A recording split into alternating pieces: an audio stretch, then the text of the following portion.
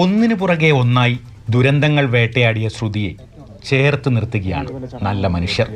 മുണ്ടക്കൈ ചൂരൽമല ദുരന്തത്തിൽ സ്വന്തം കുടുംബത്തെയും പിന്നീടുണ്ടായ വാഹനാപകടത്തിൽ പ്രതിശ്രുത വരനെയും നഷ്ടമായ ശ്രുതിക്കായി പുതിയ വീടൊരുങ്ങും. മരിയ ജോസ്ദാസ് ബീന ദമ്പതികളാണ് ശ്രുതിക്ക് വീട് നിർമ്മിക്കാൻ കൽപ്പറ്റ പൊന്നടയിലെ 11.5 സെന്റ് സ്ഥലം സംഭാവനയായി നൽകിയത്. കഴിഞ്ഞ ദിവസം ഭൂമി ശ്രുതിയുടെ പേരിൽ രജിസ്റ്റർ ചെയ്തു. ചാലക്കുടിയിലെ ടൈം ന്യൂസ് ഉടമകളായ ഇനോക് ജോസഫും ഡെനീഷ് ഡേവിസും ചേർന്നാണ് ഇവിടെ വീട് നിർമ്മിക്കുന്നത്. ഇതൊരു 1500 സ്ക്വയർ ഫീറ്റ് വീടാണ്. ഈ വീടിൻ്റെ പ്ലാനും എലവേഷനും എല്ലാം ശ്രുതിയെയും വീട്ടുകാരെയൊക്കെ കാണിച്ച് വളരെ ഹാപ്പിയാണെന്നാണ് ഞങ്ങൾ അറിഞ്ഞത്. ടി സിദ്ദിഖ് MLA വീടിന് തറക്കല്ലിട്ടു. ചടങ്ങിന് സാക്ഷിയാകാൻ വാഹനാപകടത്തെ തുടർന്ന് വിശ്രമിക്കുന്ന ശ്രുതിയും എത്തിയിരുന്നു. 13 സെന്റും 30 ലക്ഷം രൂപയുടെ വീടാണ് എനിക്ക് അവർ പറഞ്ഞിട്ടുള്ളത്. സന്തോഷമുണ്ട്. അത് ചെയ്തിരുന്ന ആ ടീമിലുള്ള ആൾക്കാർക്ക് എല്ലാവർക്കും നന്ദി. അച്ഛനും അമ്മയും സഹോദരിയും ഉൾപ്പെടെ 9 ഉറ്റവരെയാണ് മുണ്ടക്കൈ ഉരുൾപൊട്ടലിൽ ശ്രുതിക്ക് നഷ്ടമായത്.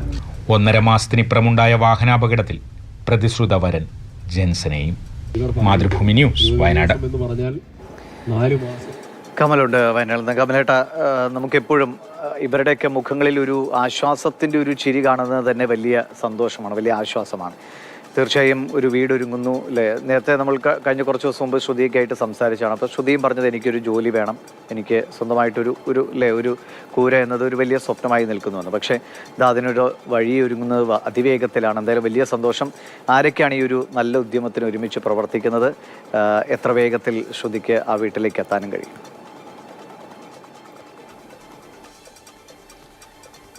ദിവിഷ്, 2 ചെറുപ്പക്കാർ ഇനോക് ജോസഫും ഡെനീഷ് ഡേവിസും അവരാണ് ഈ സംരംഭം ഇത്തരത്തിൽ ശ്രുതിക്ക് ഒരു താങ്ങായി എത്തിയിരിക്കുന്നത്.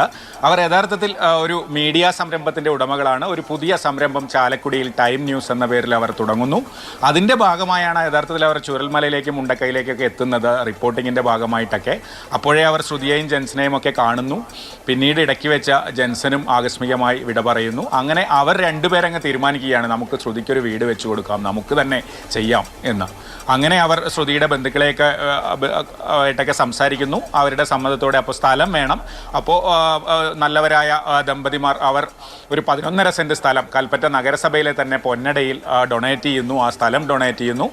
അപ്പോൾ അതൊരു ചെരിവുള്ള സ്ഥലമാണ്. അവിടെ വീട് എങ്ങനെ ഉണ്ടാക്കാമെന്നൊക്കെ ഇവർ രണ്ടുപേരും കൂടെ പ്ലാൻ ചെയ്യുന്നു. അതിൻ്റെ ഒരു പ്ലാനൊക്കെ, അതൊരു ചെരിവുള്ള സ്ഥലമായതുകൊണ്ട് തന്നെ 20 പില്ലറുകൾ വാർത്ത് അതിന് മുകളിൽ നിന്ന് റോഡ് നിരപ്പിലൊരു വീടുണ്ടാക്കാൻ തീരുമാനിക്കുന്നു. 1500 സ്ക്വയർ ഫീറ്റുള്ള വീടാണ്. 30 ലക്ഷം രൂപയാണ് അവർ കണക്ക് കൂട്ടുന്നത്. അതിൻ്റെ പ്ലാനൊക്കെ ശ്രുതിക്കും ഇഷ്ടമാകുന്നു.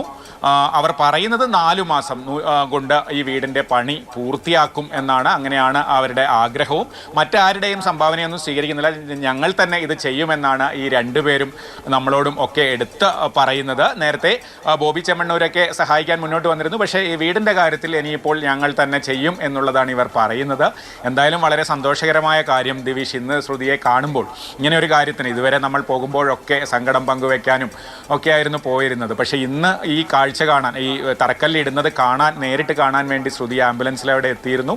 ശ്രുതിയുടെ മുമ്പിൽ നിന്നാണ് ടി സിദ്ദിഖ് MLA അതിൻ്റെ തറക്കല്ലിട്ടത്. അപ്പോൾ ആ സമയത്ത് ശ്രുതിയെ കാണുമ്പോൾ നമുക്കും ഒരു സന്തോഷം. എന്തായാലും ഈ പറഞ്ഞ സമയം കൊണ്ട് സിദ്ദിഖ് MLA പറഞ്ഞത് 4 മാസം അല്ലെങ്കിൽ ഒരു 6 മാസം കൊണ്ടെങ്കിലും സ്വന്തം വീട്ടിൽ ശ്രുതിക്ക് പാല് കാച്ചാൻ കഴിയട്ടെ.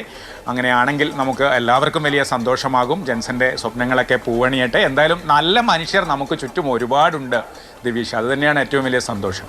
ശരിയാണ്. അത് തന്നെയാണ് ഇപ്പോൾ പറഞ്ഞ ചെറുപ്പക്കാർ. അവർക്ക് എല്ലാവിധ അഭിനന്ദനങ്ങളും. അവരുടെ ആ ഒരു പ്രവർത്തിക്ക് എല്ലാവരുടെയും പിന്തുണ ബാക്കി എല്ലാവരും ഉണ്ട് താനും.